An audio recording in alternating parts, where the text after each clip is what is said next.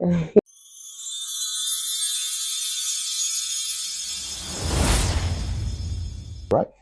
Shalom, everyone, and welcome to Conversations with My Wife. In our last episode, we spoke about conflicts and pain, and today we want to speak about how we can resolve these conflicts and the pains we go through. True. I'm sure in the last episode you've been thinking about, or you even commented on certain conflicts that has happened to you in your relationship and your marriage. So these conflicts, how are you going to resolve it? And one thing I would talk about is conflict of maybe probably your husband saying that you don't behave well or you are not well cultured, so I will not take you out. I'm sure there are a lot of resources online. There are people who teach these things: how to walk, how to talk, How to eat.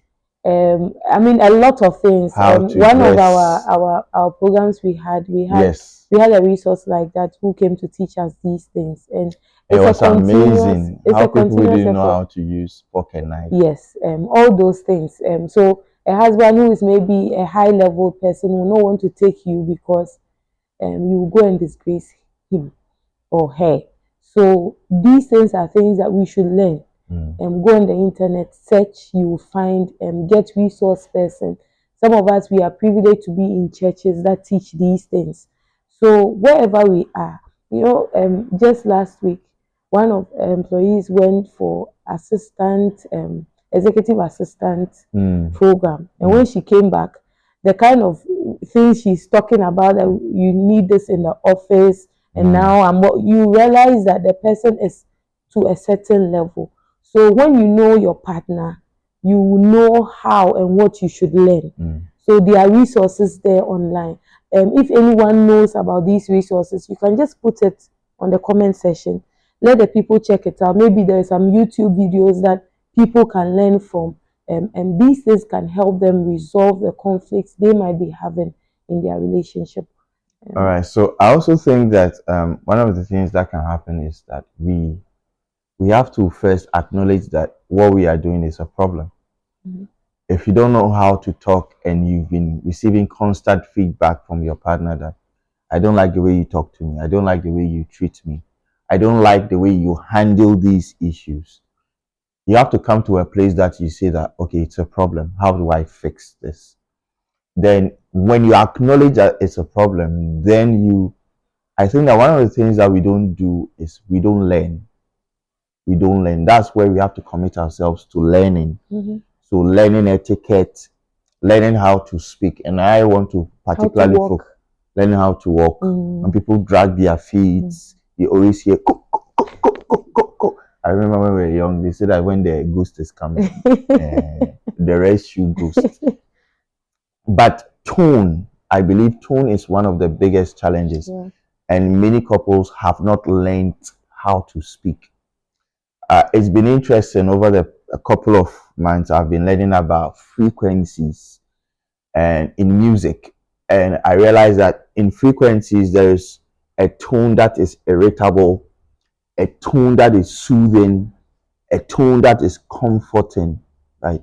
A tone that is assuring or reassuring. So you realize that the way we speak, for instance, why did he put it there compared to, oh, please, can you move this thing to this place for me? You realize that it makes a lot of difference, but we don't discount it. So I believe that when we recognize these little things, it really goes a long way to help. There's a message you preach about the Jesus standard, and I think that is very important. You can go to the podcast and go and listen to that the Ingenious podcast. The Ingenious podcast, the Jesus standard. It brings a lot of things to bear. How will you react? Will Jesus react in that way? And will Jesus talk like that? Will Jesus eat like that? And so if you have that standard in mind, in position, in your way of life, it will be easy not to even have conflict on your way. Yes, because you are in that standard. I think one other thing too that we can do is that you also preach a message a long time ago. I don't know if we've recorded it. Like, we should pause. We should listen before we even talk. I think it was Pause, one of reflect and Yeah. something like that. You see, when that issue arises, maybe the person speaks to you in a certain way, your tendency of reacting in another way is very high. But when you pause, you're able to compose yourself and give a good answer. So that's one approach that I would tell you, that just pause. Don't speak don't speak too quickly. Reflect before you speak. And as we keep doing that, I'm sure that many conflicts, it will not even become a conflict for you to have that pain that you are experiencing. One more thing one more thing is that sometimes too, we have conflicts in our hearts. The other partner does not know. So you are walking around so much angry with the man or the woman who is not even aware of what is going on. So you might want to talk about it in a good way, like the way you're talking about frequencies. Speak about it, but speak about it in a way that would bring some understanding for both of you. Yes, so I think that the last one I think we might want to consider is learning to be very apologetic and very forgiving.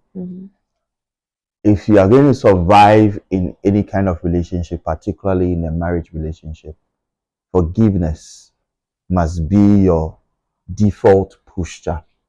Learn not to keep anything in your heart, the pain, the bitterness. You must learn to forgive. And I believe that comes with having an attitude of ready acceptance to fault, not becoming defensive. No, I didn't do like that. That's what I mean. Always trying to over-explain yourself. Even leaving the forgiveness and the I'm sorry that comes. Sometimes I'm sorry. No, you have to say it meaningfully. That's what we are talking about. Tone and I'm sorry. Then, oh baby, oh my darling, oh I didn't mean it like that. Very, very, very sorry. Please, this one, dear. Can I buy you ice cream?